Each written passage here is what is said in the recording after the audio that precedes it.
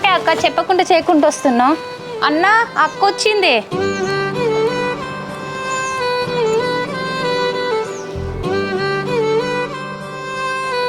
ఏమైందా చెల్లె? మొహం అంతా గుంజుకపోయింది, ఏడ్చినావానే? అన్న బావకి నాకు గొడవైంది, ఎందుకు తాగుతున్నా అడుగుతుంటే కొట్టిన ఇంట్లోకి వెళ్ళి బయటికి పంపించండి అన్న. ఏందే చెల్లె కొట్టిండా? ఆ తాగుపోతాడు నిన్ను. ఎంత ధైర్యం ఉంటే వాడిని ఏమి చేసుకుంటాడే? కొట్టుడంటే అంతేం కొట్టలేదన్న, ఇట్లా మెడకాయ పట్టుకొని గెంటేసిండు అంతే. నువ్వు కోపానికి నాకు ఏందే మెడ పట్టుకొని నిన్ను నెట్టేసిండా? ఏం తక్కువ చేసిందని నేను నెట్టేసిన ఆయనే? రావే సంగతి చూద్దాంపా. అబ్బా ఆగన్నా, ఇదే కోపం నీకు, ఆగు కొద్దిసేపు.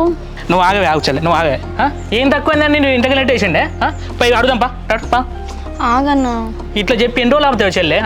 తాగుతాడు ఏమనలేదు, తాగి తిరుగుతాడు ఏమనలేదు, ఉన్నే మొత్తం అమ్ముకున్నాడు అట్లా కూడా ఏమనలేదు. ఇప్పుడు నీవే చేసుకున్నాడు. ఇప్పుడు ఆగే ప్రసక్తే లేదు. పావే పంపా. అబ్బా అన్న ఇప్పుడు అసలే ఆయన మస్తు కోపం మీద ఉన్నాడు. ఇప్పుడు ఇంటికి వెళ్ళినావు అనుకో ఇంకా లొల్లు అవుతుంది, వద్దన్నా. 10 ఇట్లా మాటలు చెప్పి ఆపుతావు చెల్లె నన్ను. అసలు ఏందక్క బావ ప్రాబ్లం ఏంటంట? అసలు ఏంటి చెప్పు. ఏం చెప్పాలి, ఏమనంటే కట్నం అంటున్నాడు, పొలం అంటున్నాడు, ఏదేదో మాట్లాడుతున్నాడు. నేను చెప్పింది అసలే వినట్లేదే. మనం ఏమి ఇయ్యమని అంటలేం కదనే అక్క. ఇచ్చిన 15 లక్షలు ఎట్లాగో అమ్ముకున్నాడు, తాగిండు, తిన్నాడు. ఇప్పుడు మళ్ళీ ఇచ్చినా కూడా అదే తాగుడు తినుడే కదనే అక్క. అందుకే ఇయ్య అంటున్నాం, అంతే కదా.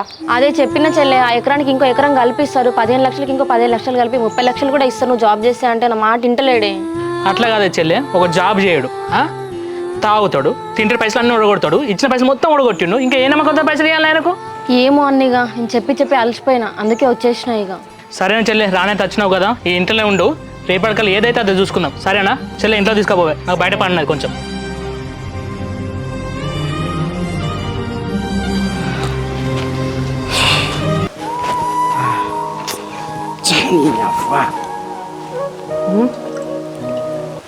అమ్మా చూసాం అనే దానికి నేను అంటే ఎంత లెక్కలేదో, ఏదో ఇట్లా మాట వస్తాకు పోవని చెప్పేసి నెట్టేసిన. అది ఏందో చూద్దామని. అది నిజమే, వాళ్ళ ఇంటికి ఎట్లా పోయింది చూసినావానే? పోకుంటూ ఉంటుందారా? నువ్వు 24 గంటలు తాగుడేనా లొల్లేనా ఇంట్లో? ఇక అట్లయితే నాకు అది వద్దు, ఈ లొల్లొద్దు, ఈ పంచాయతీ వద్దు అమ్మ. దానికి సపరేట్గా విడాకులు ఇచ్చి పడి చేస్తాను. ఇక నాకు అద్దే ఇక ఈ టార్చర్. నువ్వే ఇంట్లోకి వెళ్ళి వెళ్ళగొట్టినావు దాన్ని.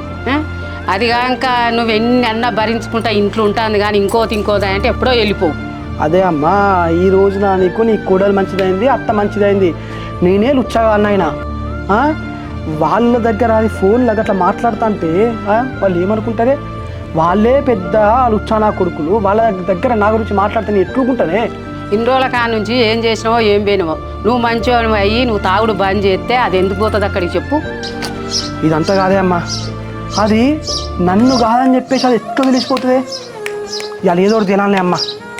దాని ఇంటికి పోయి దాని సంగతి చెప్తానే. ఇక అసలు నీకేమన్నా తలకాయ ఉన్నదా అరా నీకు? అది పోను అంటే ఎల్లు అని నెట్టేసి అక్కడి దాకా వెళ్ళగొట్టేసింది నువ్వేనైతివి. మళ్ళీ ఎట్లా వేయింది నన్ను కాదనుకుంటాను, మళ్ళీ నువ్వే అదైతానవేంద్రా? లేదే, అది ఇంటికి పోయిందో ఇంకెటన్నా పోయిందో ఎట్లా వెళ్తుంది చెప్పు?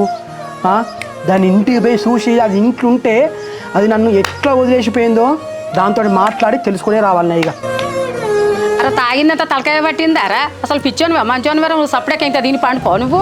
మళ్ళీ దాని దగ్గర పోయి తీసుకొస్తానంటావు. లేదు, ఇప్పుడు ఇంటికి పోయి పోకు ఉన్నదా లే అని తెలుసు. అసలే పోకు.